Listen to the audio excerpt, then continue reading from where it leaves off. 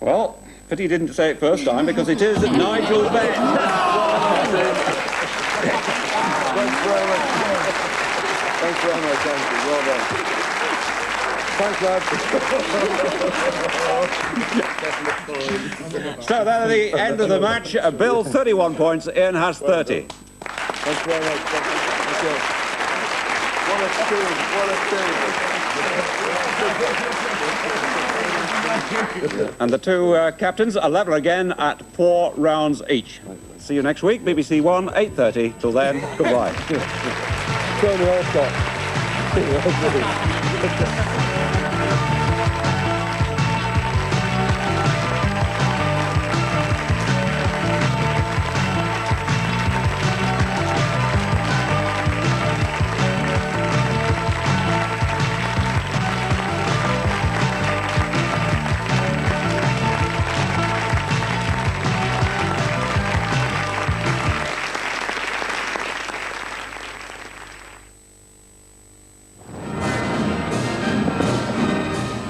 Children in Need last year? Well, it was certainly one of the more extraordinary days of my life, I can tell you.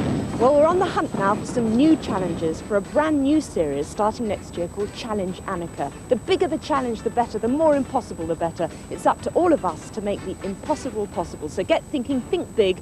Let our devious producers know of any projects you think may need doing. It might be to, say, build a hospital in a day, or take 5,000 children away on a holiday of a lifetime. Or perhaps we could repair the hole in the ozone layer, or we could try. Well, why not?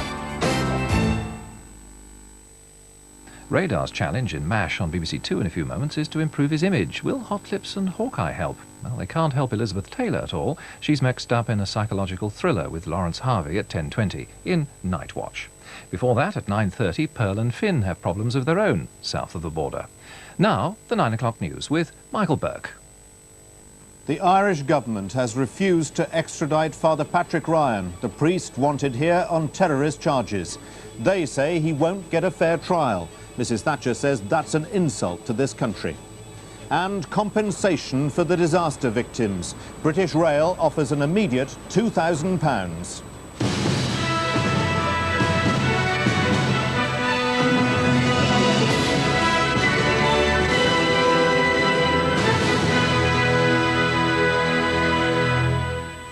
Good evening. Relations between London and Dublin have sunk to a new low tonight after the Irish government formally refused to extradite Father Patrick Ryan, the priest wanted here on terrorist charges. Ireland's Attorney General says there is sufficient evidence against him to justify prosecution. But British newspaper stories and the things MPs have said about him in Parliament mean he wouldn't get a fair trial. Mrs Thatcher said that was a great insult to all the people in this country. Irish Attorney General John Murray studied the British warrants for Patrick Ryan's extradition for 2 weeks. He examined the evidence that would be produced against him in a British court and decided there was enough to endorse the warrants. But in an unprecedented 17-page explanation of his decision, he said he would not endorse the extradition. He said a British jury would find it impossible to be unbiased because of British press reports on the case, which used intemperate language, extravagantly worded headlines and assertions of Patrick Ryan's guilt. These, along with comments in the House of Commons, had irredeemably prejudiced a fair trial. But central to this statement is serious criticism of the British authorities. Mr Murray says that the information for those media stories came from official sources in London. So his message is that the fault for the failure to extradite Patrick Ryan lies with Britain and not with Ireland. Irish Foreign Minister Brian Lenihan and Justice Minister Jerry Collins will put their case at an Anglo-Irish meeting in Belfast tomorrow. Relations between the two governments are bad, but they're still on speaking terms. Tonight, the Irish government was adamant its decision was not a political one. That shouldn't be criticised as a political decision, because the Attorney General in this country has the constitutional obligation to protect the rights of the individual, and in his decision he made that very clear to all of us. And you're perfectly happy, and the government are happy that it's the correct decision? Not alone that, but I'm sure the entire country as a whole are happy with the correctness of the decision. John Murray also said that the charges against Patrick Ryan were serious. He suggested that he could be tried in Ireland under the Criminal Law Jurisdiction Act. The Ryan family and supporters held a news conference in County Tipperary today. A statement from Patrick Ryan was read out. It is said that I may be arrested under the Criminal Law Jurisdiction Act. If the government uses this, it will be acting on behalf of the British government. I repeat that I will resist charges under this act in the same way as I resisted my extradition. If Patrick Ryan is arrested, it's clear he'll go on hunger strike, not a scenario any Irish government wants.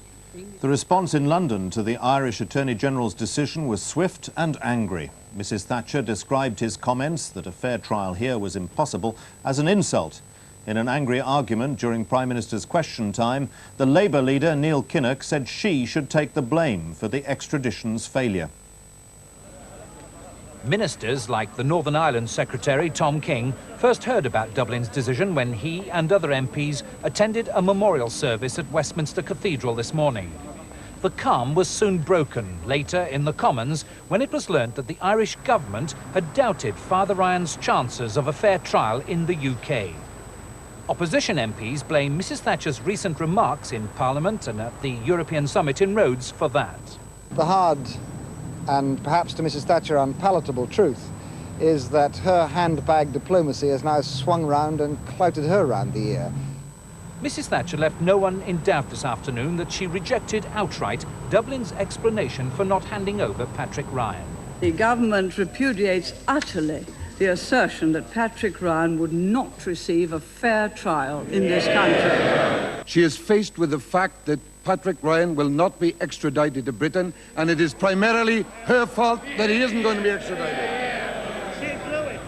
Anglo-Irish relations are at a low point. Just how low became clear following an intervention by Dr. David Owen.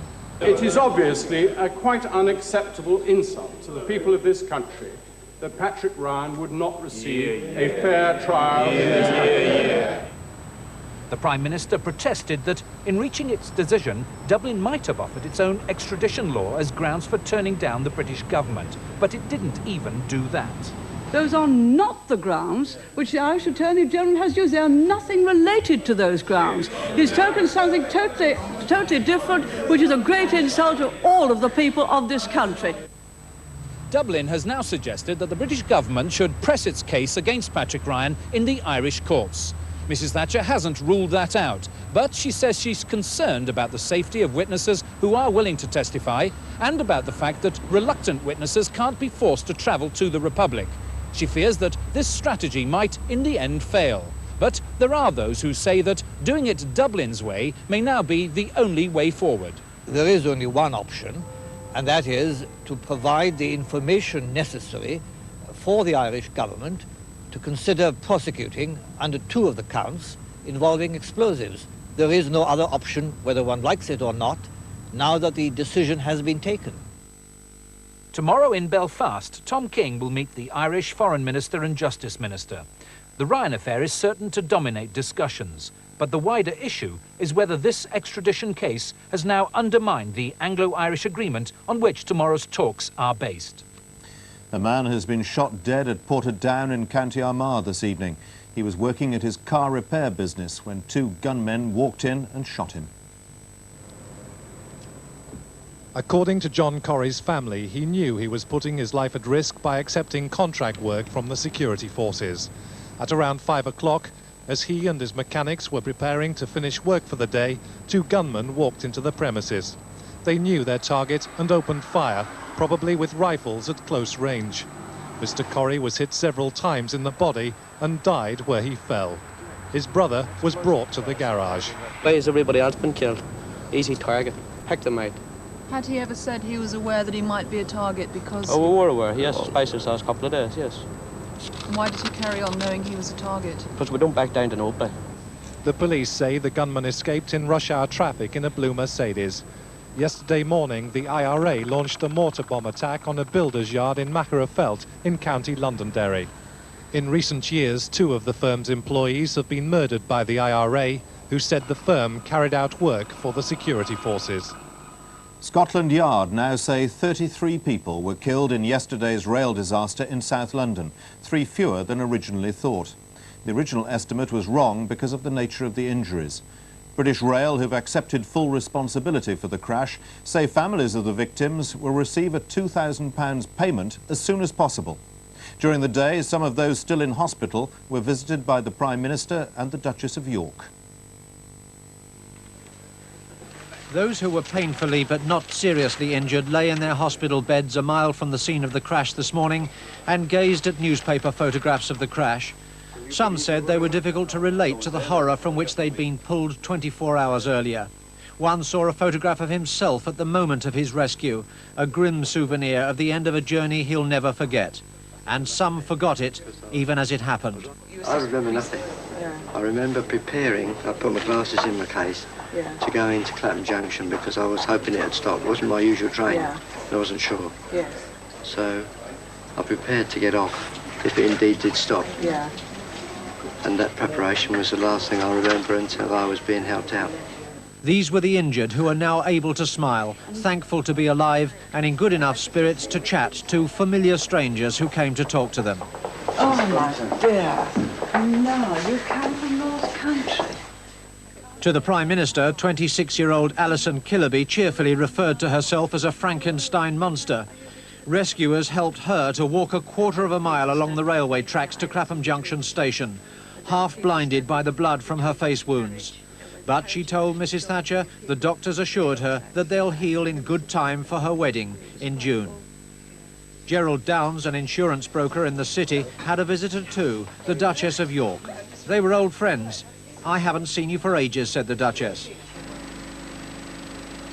All through the freezing night, railway workers and firemen worked to shift the smashed remnants of the 3 trains. Each coach checked one last time by policemen before being hoisted away. By morning, the workers were well on their way to clearing the track. The coaches, still standing on their wheels, slowly pulled away, leaving a carpet of rubble on the tracks to be minutely examined by police, searching for personal belongings left behind by the rescued and the dead. By early afternoon, the wreckage had gone, leaving the damaged track for the railwaymen to repair.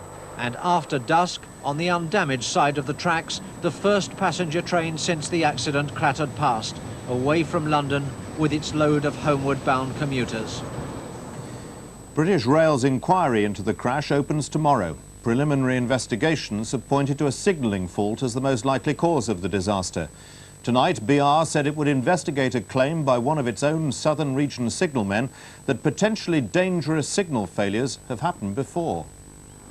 It now seems yesterday's disaster was caused by a combination of faulty signalling equipment and slow communications. And according to one signalman, it wasn't a new problem. In March this year, where I had to physically go outside the signal box with a red flag and stop the train from smashing into the back of another train. I reported this incident and I haven't heard anything since.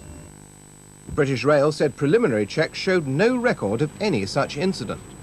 The evidence will be raised at tomorrow's internal investigation, when the unions will argue that yesterday's faulty signal gave the driver of the first train no choice other than stopping when and where he did.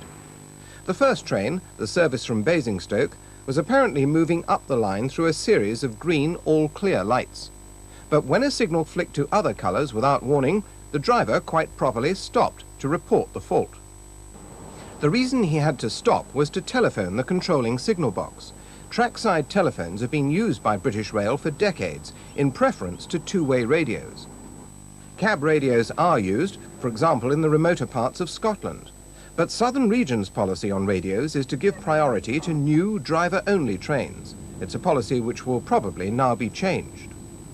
Obviously, they've got to be on driver-only trains, but I would like to see them on all trains. What's the difference between a driver-only train and an ordinary train?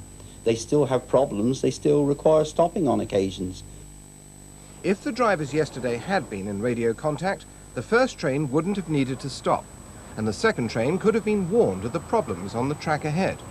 Even before the formal inquiry has begun, the lessons are beginning to emerge. Lawyers acting for the injured and for bereaved families have welcomed British Rail's offer of a £2,000 payment to cover initial hardship. But they warn that it'll take a long time to agree full compensation, and payments will be much lower than those recently settled in the Piper Alpha disaster. Meanwhile, those involved in the crash now have to cope with the lasting shock of what happened. Their injuries may soon be healed, but for survivors of the crash and families of the dead, the distress will last much longer. Psychologists are still counselling victims of the King's Cross fire and say for some, the grief and the worry is now actually worse. What we've found is that a year after King's Cross, there are people still avoiding the station, and some people are avoiding the tube system altogether. So after this terrible crash, some people will stop using the trains, or will do so in a state of great tension. And that's specifically, I think, a situation in which one needs treatment and help. Sophie Tarasenko's brother died at King's Cross. She says for those who lost relations in yesterday's crash, the pain will be added to as they seek compensation. British Rail has admitted responsibility, but that only clears one hurdle. I can't really see that any legal issue is going to be simple. From our experience, it's been very complicated. There's been a lot of haggling on both sides for a long time, and you feel very isolated in your confusion, and it really only adds to everything else that you're undergoing at the time. British Rail says it will issue cheques for £2,000 in immediate compensation, but the full payouts look set to fall well short of the £500,000 to £1 million sums for Piper Alpha victims. That involved American firms and took account of higher awards offered by US courts. Some of the same lawyers who agreed the Piper claim will act again on the crash, and they're backing a Commons bill aimed at greatly increasing disaster compensation here. I think levels of compensation are very low in this country for personal injuries. When you compare them with the levels of compensation for defamation that pop stars get, they are very, very low indeed. I believe levels should be increased. It cannot be done by the courts. It cannot be done by the judges. It has to be done by Parliament. Meanwhile, the Law Society today set up its disaster service yet again. It'll coordinate all the rail crash claims. Yasser Arafat, the chairman of the Palestine Liberation Organization, has called on the Israelis to talk peace. He told the United Nations, gathered specially in Geneva to hear him, that he renounced terrorism. He mentioned Israel by name, which he hasn't done before, and he talked of Jewish and Palestinian states existing peacefully, side by side, with secure borders. But the Americans say they still won't talk directly to the PLO because the speech was still too ambiguous. It was more in the manner of a conquering hero than a supplicant coming to plead his cause that Yasser Arafat was received by this extraordinary gathering of the General Assembly that had crossed an ocean to hear him.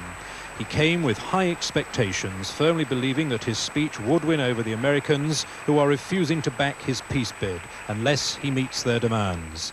The renunciation of terrorism, the acceptance of UN resolutions 242 and 338, and recognition of Israel. And Mr. Arafat thought he was doing just that. He condemned terrorism in all its forms and then turned to the quest for peace. The Palestine Liberation Organization will seek a comprehensive settlement among the parties concerned in the Arab-Israeli conflict, including the state of Palestine, Israel, and other neighbors. Peace, he said, would be on the basis of UN resolutions 242 and 338 as required by the Americans. And then a statement that was, by most of those present, taken as clear recognition of Israel. I ask the leaders of Israel to come here under the sponsorship of the United Nations so that together we can forge that peace. Washington's UN ambassador, Vernon Walters, seemed less than enthusiastic, but a majority of Mr. Arafat's audience clearly thought he had said enough to move the peace process forward. But first, predictably, came the rejection by the Israelis. No, I think that legitimate rights and even self-determination does not mean an independent state. We think that another state between us and Jordan will be too big a security risk for Israel. So what you're saying is that today, Arafat here, the United Nations, just wasting their time? I think the United Nations is wasting its time And then what was effectively the thumbs down from Washington, that's left Mr. Arafat, according to a close aide, disappointed and angry. There's concern here amongst delegates and from the Arafat camp that Washington's reaction plays into the hands of the Palestinian radicals, who will use it to undermine Mr. Arafat's position in the bitter internal struggle between those who believe they're offering the olive branch and those who are holding the guns. This is Keith Graves for the 9 o'clock news at the United Nations in Geneva. 6 days after the earthquake which devastated Armenia, rescue workers are still searching for survivors trapped in the rubble. The Soviet government said today they now estimate that 55,000 lives have been lost. They called the international response to the disaster unprecedented. 53 countries are involved in the relief effort. Our correspondent Martin Sixsmith has been to the disaster area. Less than a week ago, Spitak was a picturesque Armenian town. Now it barely exists. We could find no inhabited building in the town centre. Survivors had bitter criticism for modern buildings, which simply fell apart when the tremor struck. We saw bodies still unclaimed and still unburied. Coffins had been brought to Spitak in their thousands, some of them little more than cardboard boxes. But for grieving relatives, they provide the element of human dignity that the earthquake has otherwise wiped out. Clearing the ruins is a thankless task. Every stone brings a reminder of lives brought to a sudden end, a shattered normality that for Spitak will never return. The human suffering here is beyond imagination. Men, women and children are crying in the streets. Behind me, a father has just seen the bodies of his wife and daughter carried from the rubble. The rescue efforts are continuing, but as the days go by, the voices from the rubble are getting fewer and fainter. The earthquake zone is saturated with soldiers, but we saw no evidence of the army helping to sift the rubble, a result of the confused organisation that has dogged the rescue operation. Sadly, the soldiers are now having to patrol the ruins to prevent looting by Armenians and Azerbaijanis locked in continuing ethnic violence. The Soviet health minister has appealed for equipment and drugs to diagnose hepatitis and typhus. Medical supplies are still lying at the airport or in fields, all the more urgent now that disease has become an increasing threat. And now the Soviet media are beginning to speak of rural areas that have so far been ignored by the rescue operation. This village, Stepanovan, was badly hit, but only now is help starting to arrive. Tracker dogs are the only way of locating bodies under the rubble. Their French handlers say they've recovered hundreds of corpses, but so far no one alive.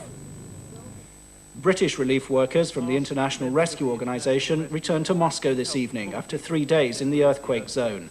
They spoke of what they'd found there. From earthquakes in the past, and this is by far the worst devastation and destruction that we've ever experienced. There's total devastation to all the buildings, and with very little chance of survival from persons inside.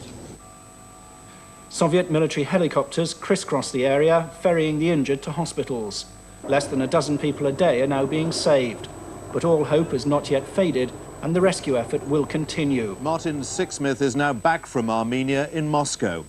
Martin, what evidence have you got that the rescue operation is still shambolic, even now, so long after the disaster? It's quite clear that there's no central organisation in charge of the rescue operation. What you have got are groups of men pulling at the rubble, searching mainly for their own relatives, while crowds stand around and don't do anything. There's no central organisation to get everybody working at the same site. And there's no indication either that the army is helping in the organisation. So in the end, what you do have is people shifting one pile of rubble from one place to another, and it then has to be shifted again when people start to look in that second location. What about the survivors? There are even reports that some of them are freezing to death on the cold nights because they still haven't got proper shelter.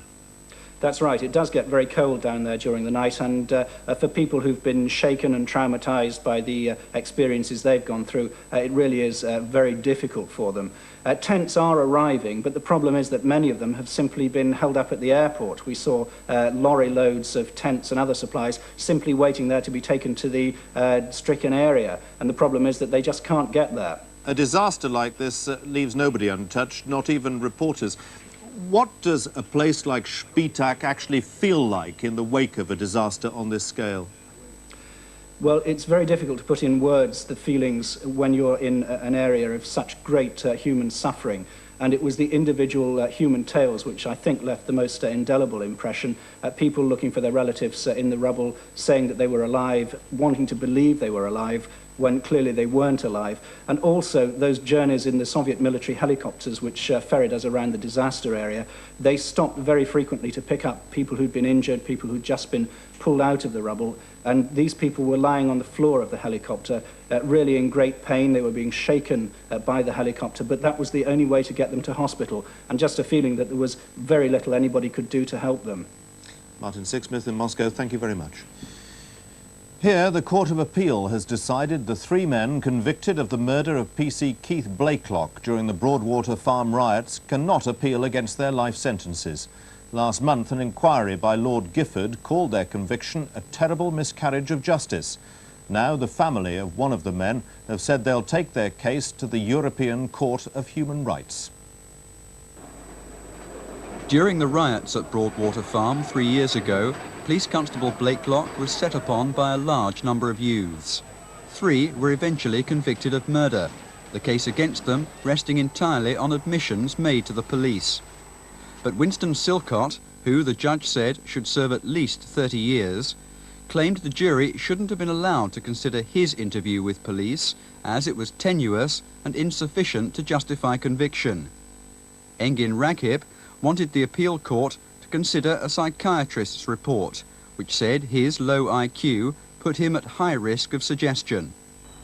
But the Court of Appeal dismissed all the grounds put forward by the men to have their case reopened. The Lord Chief Justice, Lord Lane, said the convictions were safe and satisfactory. The court had no hesitation in reaching the same conclusion as the trial judge. Relatives of the men said tonight they wouldn't be giving up. It's made me more stronger to actually fight to right this, because I mean I don't intend in seeing my husband serve 15 to 20 years for something he didn't do. The barrister, Lord Gifford, produced 2 reports on the events at Broadwater Farm. He believes there was a miscarriage of justice, but wasn't surprised by the appeal court's decision. It is very difficult to win an appeal, particularly when the jury have made a decision.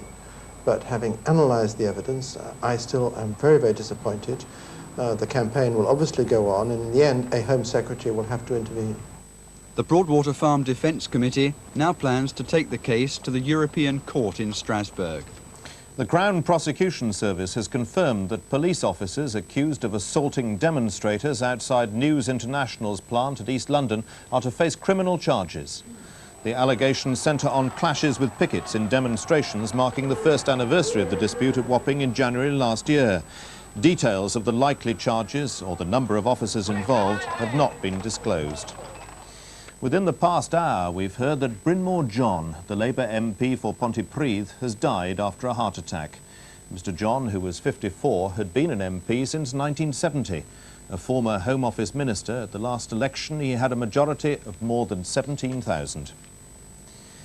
Between 3,000 and 5,000 babies a year are dying needlessly, according to a Commons committee. The All-Party Social Services Committee report into the latest infant mortality rates says that England and Wales still hold one of the worst records in Europe. Each year, thousands of premature babies are saved by intensive care units. But despite the efforts of hospital staff, about 3,500 newborn babies die. And in their report, the MPs point out that Britain is now lagging behind the rest of Europe in preventing infant deaths. In 1986, the figures for perinatal mortality, deaths in the first week, and infant mortality, deaths in the first year, were both 9.5 per thousand, the first increase in the infant death rate for 16 years. Last year, the death rates fell, but the committee say the figures are still too high. They want to see the mortality rates cut to no more than 8 per thousand within the next 5 years. That would represent a saving of 650 lives a year. The MPs would like to see hospital facilities improved, but they say family incomes also have a bearing on a baby's chances of survival. It is an issue of making sure every locality and region has the best practice to save children, but also that given the home circumstances of some mothers, it's impossible for them to have safe deliveries. The MP's recommendations come just 2 months after the Royal College of Physicians complained about the lack of facilities for newborn babies. In their report, the doctors said that there were 400 intensive care cots in England and Wales, but about 1,000 were needed, along with additional doctors and nurses. And tonight's main news again. The Irish government has refused to extradite Father Patrick Ryan, the priest wanted here on terrorist charges. That's the 9 o'clock news. Good night.